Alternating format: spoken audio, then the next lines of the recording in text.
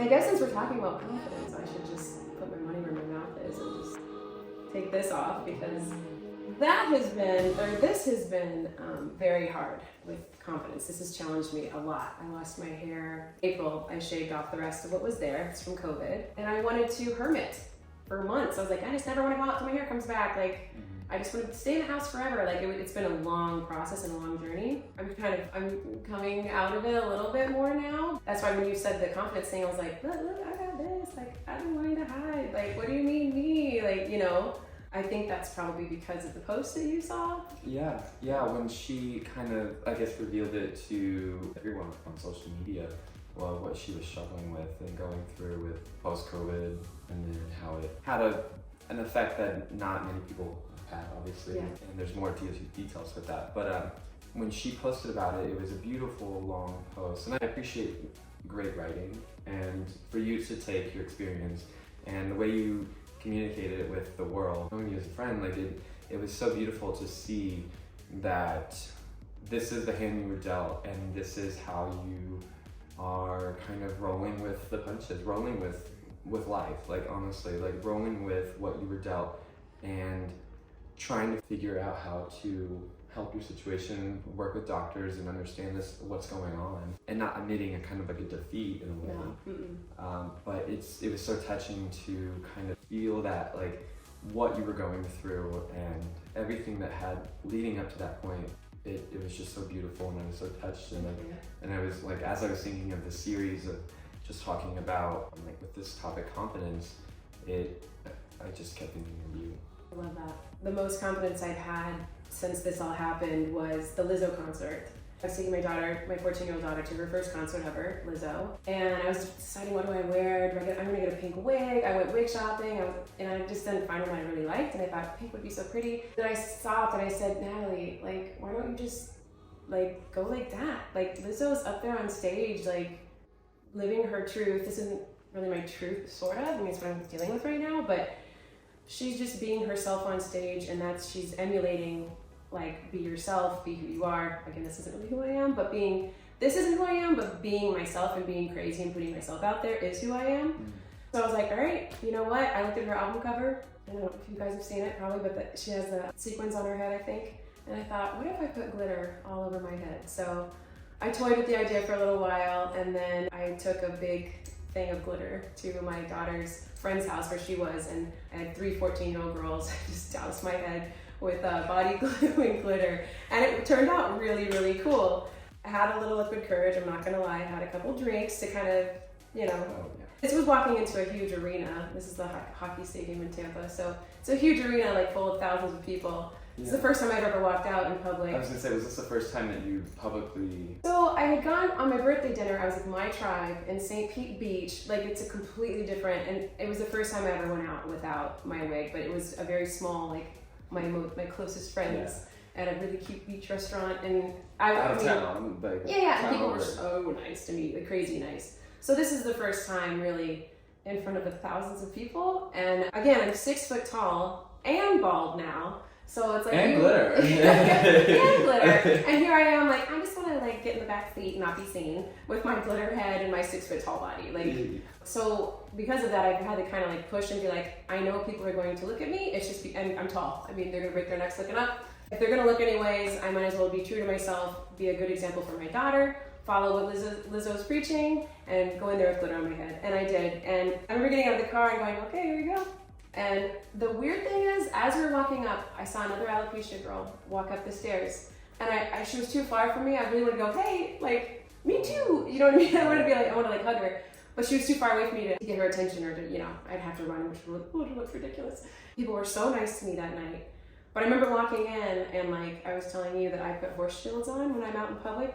This is before hair or no hair. I've done this since I was younger. I put horse shields just because I don't like eyes on me. So that's another part of my confidence, is if I don't see it, I'm good. I can still have this confidence. That makes sense if you don't see the eyes. When I did start to kind of put those shades down and look around, I was thinking, people like, the expression on people's face was like, oh my God, look, oh, like, it wasn't like he. Because I'm always thinking, oh my God, they're gonna make fun of me. They're gonna be like, look at the girl, like, you know, like you're back in grade school again or middle school when people were actually mean. Yeah. Everyone's trying to figure themselves out. But I was so well received. People were so nice to me, asking to take pictures with me. This one girl came up and talked to me for quite a while. I mean, nobody knew my situation either. I didn't have a shirt on that said I have alopecia. Yeah. You know what I mean? So I think people just read it, like they got it sort of in like a unspoken way. Yeah. And they were so kind, and it was a really, really cool experience. That I don't know that I would mimic that again. Like I don't know. I probably would if I had a party with my tribe. I'd go in there with glitter on my head, no problem. Yeah. And I do go bald quite a bit around my friends, my tribe. Speaking of confidence again, I'm not gonna go walking through the mall like this. But that has nothing to do really, really with my shaved head. That's just more me being the introvert at times and not wanting to stand out. Sometimes I just don't want to stand out. A lot of times, most of the time, I don't want to stand out. And I think that's a good point to touch on is that if you go to the grocery store, you kind of just, like for me, I just want to be in my own little bubble. That is my time to myself. I'm very extroverted, but I'm also introverted too.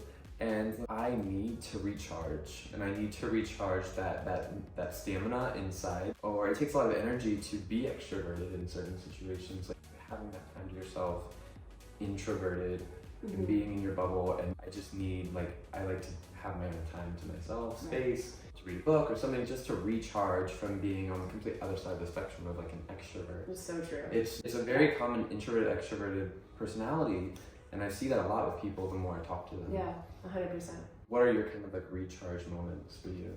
Pretty much what you just said. Like I've noticed even when we go on vacations with my family, like we all stay in one hotel room, 3 kids, you know, my husband.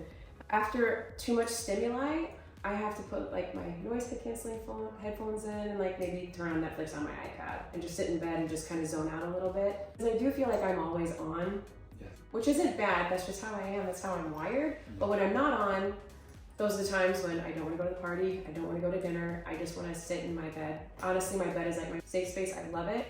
I'll journal, usually watch TV. I love to say that I read, but I don't really read that often. I have a ton of books, but I don't really read all of them. Audible, I take walks, like walking is a big one, working out, which I haven't done for a while, but all that kind of stuff. Just hanging out at home. If you ran a marathon, you have to recover from that and you have to recharge and you have to just rest. And I think that every single day, being on, like, you're a mom. Like, that takes a lot of energy to be a mom. Like, I was talking with my mom about, like, doing this today and, like, how I'm so inspired by you. And I was just like, being a mother is something that is, I can imagine it's the most beautiful thing to have. And it's not everybody can be a mother, like, and I think it's so beautiful because I love my mom, and to have that rewarding part of your life on top of everything else that you're doing. But it's also super draining and with everything else that you're doing. Right. And so like things drain you and things can drain your confidence. Things can, like, you might not be at your prime confidence level in certain situations because you've already dealt with certain other things in your day with all the other things going on. And so I think that resting, recovering, recharging, having those moments to yourself where if you need that, I say give that to you 1,000%. Just give yourself the time that you need to yourself. And I think some people don't realize they need that time until they get like too overwhelmed. And you know what I mean? It's almost like the tea kettle, like it gets, you can shut it off and just go put it to the side, or if you leave it there, it's gonna, no one really uses tea kettles anymore. I don't know. But it's not really the best analogy, but if you don't listen to what your body's needing either, now we're kind of sidetracking from confidence, but if you don't listen to what your body's telling you, then you won't have the confidence to go into the room or the start of a new job or whatever because you're drained. Like you do need rest to have confidence. Yes. You're not yourself if you're not rested, and you're not yourself, like, you can just tell when your friends are off and they seem like they're not themselves, and it's like your personality is just being who you are and being yourself. That takes energy. That takes a lot of fucking energy. And so it's like if you don't match that energy you put out and like rest to get that energy back with other things that you love to do that might not like require you to be your full-blown self all the time, like that's also part of who you are. And so resting is also part of who you are in different ways. Like if you like walking, or if you like me, I like working out. I like working out with my headphones in. That is my like recharge time, because headphones for all the way. Yeah, like I cook dinner with headphones on. Nope. Yeah. Mom, I'm like, I'm not a call. Yeah. I'm not. They're like, listening to Taylor it's the Swift. best. Yeah, I'm totally not on a call. But I think it's very valid and very important that if we run ourselves so thin, like we can't really be ourselves at our full capacity without the proper rest. And finding that rest with things that we love to do is kind of the cheat code in a way. I think another thing too is like, it's gonna take a lot of pressure off of you and build a lot more confidence if you're just who you are and you don't worry about it. You know what I mean? Like, it's harder to fake being who you are than it is to fake the confidence. Does that make sense? Did I say that right? It's hard to fake who you are.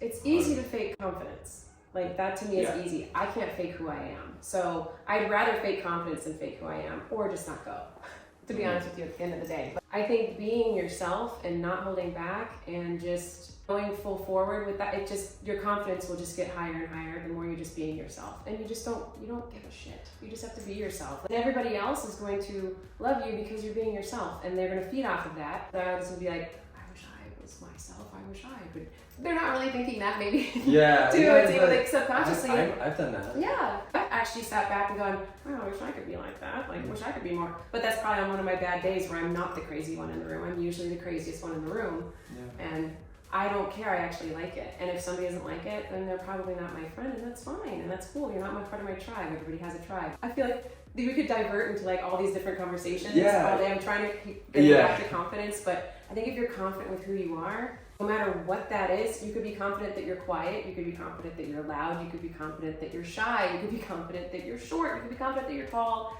you could be confident that you have black hair, no hair, blonde hair. Just be confident with who you are, and your skin, literally,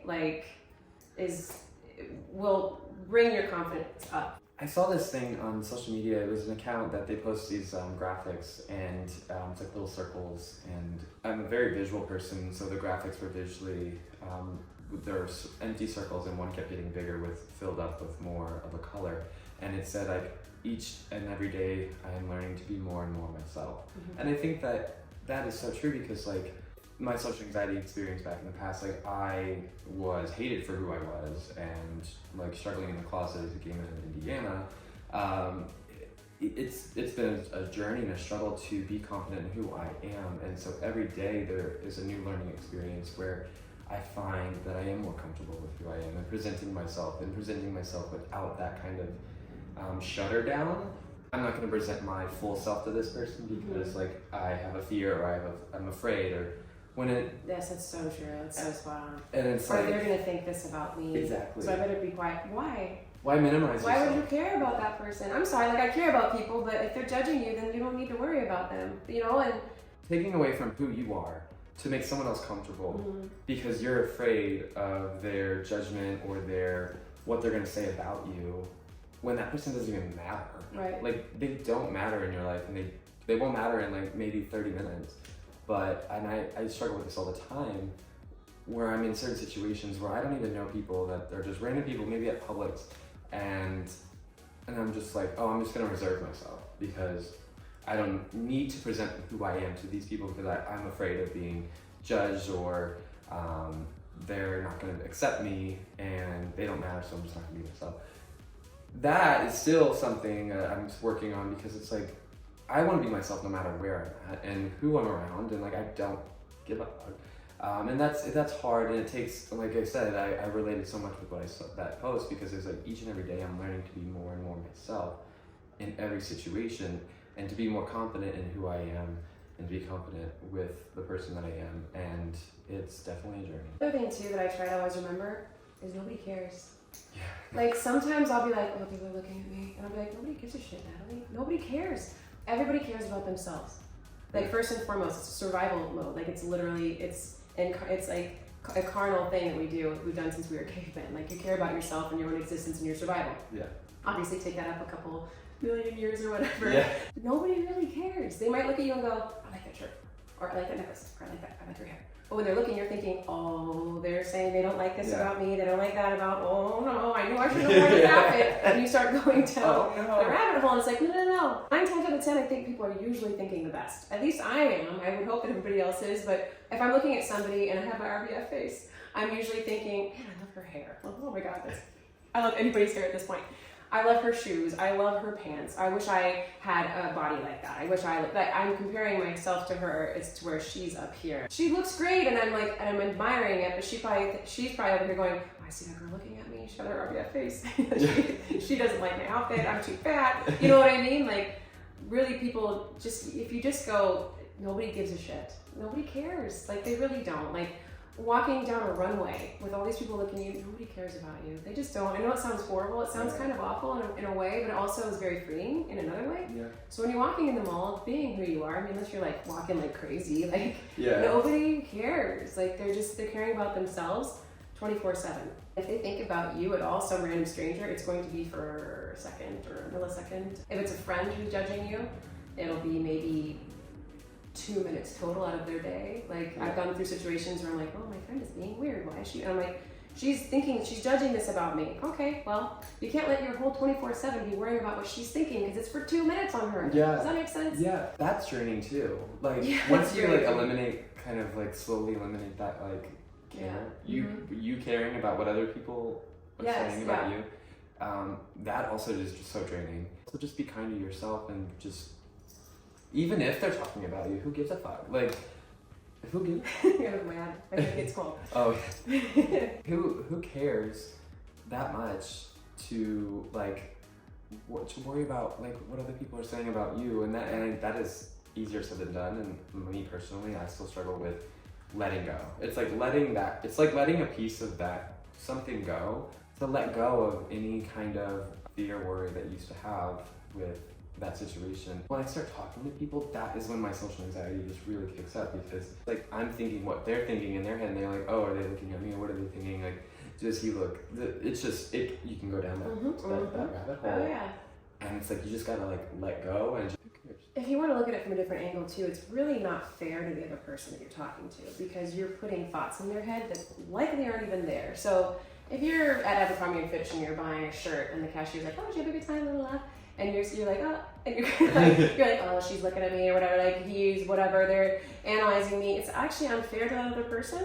I care about that kind of stuff. I care about how I make somebody else feel, and I would never want somebody to feel that you're almost in a way like judging them, judging their thoughts. Thinking that then their thoughts probably aren't what they actually It's like you're are. Assuming. It's like you're already that's assuming. really not fair. Yeah. You don't know the person at all. They could be the nicest person. Right, exactly. They could just have RBF. They could be your next best friend. Yeah. It's probably just the RBF. Yeah. We need to have a whole segment on RBF. RBF. Everybody has it. A lot of people have it. Yeah. I think the more times that you put yourself out of your comfort zone, the more you learn about yourself and the more that you kind of fine tune with who you are and get more comfortable with who you are, and that confidence over time grows. You are you, and like that's all you need in this life is just to be yourself and to be confident in who you are, but that does take time. I think that's what's made it hard with me is because this is not me. I did not choose this. I did not shave my head. Had I shaved my head, I'd be like, hey, check me out, shave my head. It's not me. So it was like, I'm looking at this whole new person in the mirror going, it's not me. And because I can't really fake it, it's hard for me to walk in a crowd and be like, this is me, but it's really not. It's hard to explain. Like, so there's been challenges with that, and that's what confidence will do. Like, just when you think you have it, something will happen. Yeah. You got to work your way back up. It's not like, oh yeah, I've got confidence. It's never leaving me. It's like, yeah, what day is it? Yeah. Because it will shift, it will evolve, it will change, and you just have to roll with it. But I would say the key thing is just believing in who you are and being comfortable with who you are and sharing that with the world. That to me exudes confidence and gives you confidence and will probably forever hold that confidence in you. The more you love yourself and accept yourself as exactly who you are. I think that's so beautiful because you need that to have confidence. Like, right. And like you said, confidence can go away. Mm-hmm. Something about you changes, then you're not confident in your new self because it's completely different than what the person that you were confident in. Mm-hmm. And so like in your situation, I can totally empathize. You could be at the top of like, I've became confident who I am, this is who I am, and then you're kind of knocked off that pedestal because that's life. Like life is just no one knows what's going to happen. And that was a hand that you were dealt, and it takes time to be able to come to a point where you're confident in this new self. What that takes is loving yourself and being kind to yourself, and you need that to have confidence. And it's like, if you don't have that, then they go hand in hand. Yeah. They go, Yeah. It's hard to fake who you are and fake confidence. We probably should have started Period. with that. It's Period. great to fake confidence, but it's very hard to fake that and who you are. That's a double down. That's Yeah. a double down fake. Yeah. And I don't think I could do that. So power to you if you can. That's really hard. And if you're faking who you are, then who are you? Like, Yeah. then who really are you? Right. That's a different episode. Yeah. Join us next week. For real.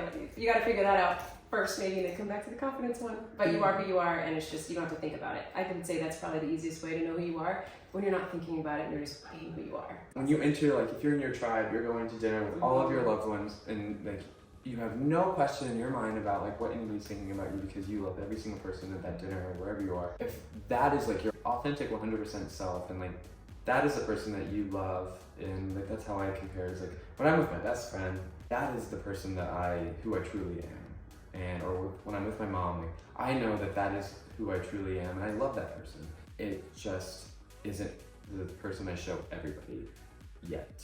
And that is still like that's still a journey, and it's a whole nother thing. But I know who I am because I know who the person is with my loved ones, my tribe. My thing is like it's a journey through tearing down walls and just still being that person everywhere I go, and shining light everywhere I go. And I think I can only imagine how hard that is to have a piece of me taken away, a piece of me changed. Mm-hmm. Obviously life goes on, but it's like to pick up those pieces and then put yourself back together. Yeah. And then be confident in that new person. Like, I can't, that must be so hard. It's been challenging. I'm not going, this is me, because I'm working on getting it to grow. It will grow again. Like, I've been working with like 9 or 10 professionals. So it will happen, it will get there. I haven't just waved the white flag going, I surrender, I'm bald now. Like, I'm not doing that. I've kind of just realized this is who I am right now. And this is what's going on right now in this moment. But it is hard to look in the mirror and not recognize who's looking back. It's weird. It happened after COVID. I found out I have a lot of heavy metals. I mean, if this would help anybody if they're watching, if anyone has alopecia, you can message me. I found out a lot. Mycotoxins, glyphosate, which is Roundup. A lot of people actually have that. Lead, mercury, you name it, I've got it in here because of a gene that makes it hard for me to I feel like we're sort of deflecting off the confidence, but makes it hard for me to detox it. So I've been working with a couple different doctors, and finding that all out was like, oh wow. So looks like COVID was a tipping point of the toxic overload to just, and the hair is like the first to go. So, and actually in a roundabout way, there's a huge silver lining, because all of that stuff could eventually have led to very serious health problems, not just my hair. I don't want to say just hair. It is, it's mentally more of an issue, but it could have led to cancer. I mean, numerous. Yeah, I mean, lead in your body can lead to heart attacks. I mean, you name it. So had I gone on another 20, 30 years, I don't know if I could have gone on another 20, 30 years. So there was a silver lining at the end of the day. And now I got my kids checked for everything, and to make sure that they don't have anything if there's something from the house, and they're all good. So yeah, we're working it all out. Yeah. So, and it is good. We found out the kids have the same gene. It's the MTHFR gene. It's the motherfucker gene. Which is funny. Most people have it. A lot of people have it. Get it checked out if you have an issue. It makes it hard for your body to detox things. But I am confident that I will get this back, that I will grow my hair back, because I'm not settling for defeat, and I am confident that it will grow back, and maybe next time I see you, I'll have the same haircut. And I will rock that. Yes. Oh. Yeah. Finding confidence within your life and just being 100% in love with who you are, and things can change, things can happen in your life, but I think life is better when you find that love for yourself and give yourself that grace. It's just a beautiful, beautiful experience that I really appreciate it. Yeah. If you loved this conversation, we're talking about confidence. I have a lot more topics that I want to talk about and talk with. If you love this, please like the video. Don't forget to subscribe, and go ahead and follow Natalie. I'll put all her stuff in the description below. She's a beautiful, wonderful, amazing lady that I am so happy to be friends with, and I'm so happy to have done this video with. I will see you in the next video. Bye! Bye.